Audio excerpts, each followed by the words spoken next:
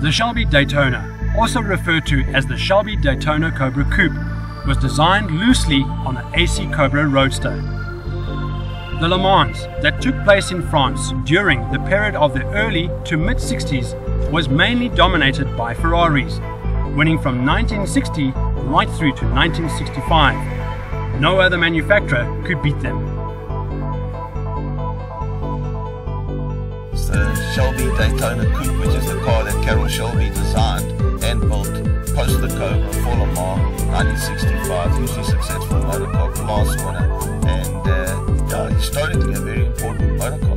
And in fact, what high-tech automotive are building in PE cars such as these are so close to the original that in fact Carroll Shelby's endorsed the cars as being authentic, and the owner of the car gets registered on the Shelby registry for Cobras and Daytonas. That's right, Peter, a historical important car it was.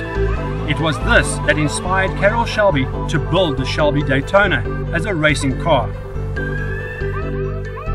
But it was through the successful collaboration of Carroll Shelby and Ford that produced the renowned GT40 that eventually took the winning reins from Ferrari by winning the Le Mans from 1966 until 1969.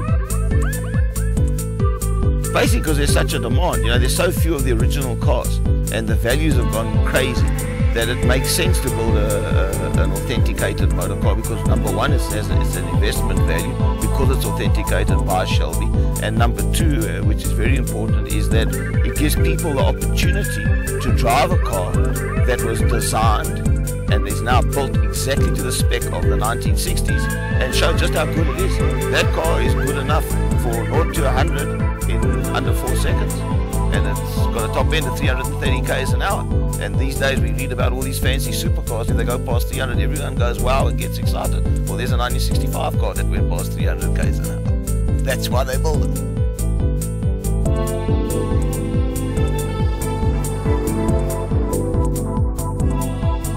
Only 6 original Shelby Daytonas were built at the Shelby American Company, fitted with a 7-litre 427 cubic inch V8 as found in the 427 AC Cobra, producing in excess of about 485 brake horsepower, 362 kilowatts and an incredible top speed of 290 kilometers an hour.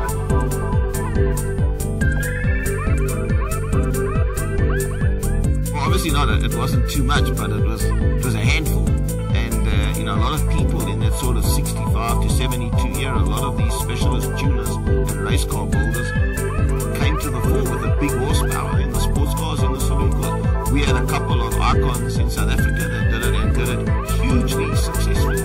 Take Basil Green. Basil Green is the equivalent of he is South Africa's Carroll Shelby. That's it. He took effectively in racing 440 horsepower into a Ford Capri and slaughtered everyone. And subsequent to that, Basil van Rooyen came with in excess of 450 horsepower in a Chef Ferenza two-door and called it a Can-Am. So yeah, I think it was around in those days, but it was all about being big engines to give you the performance. Today you've got the high performance engine that delivers it. In the old days it was the big horsepower engines that delivered it.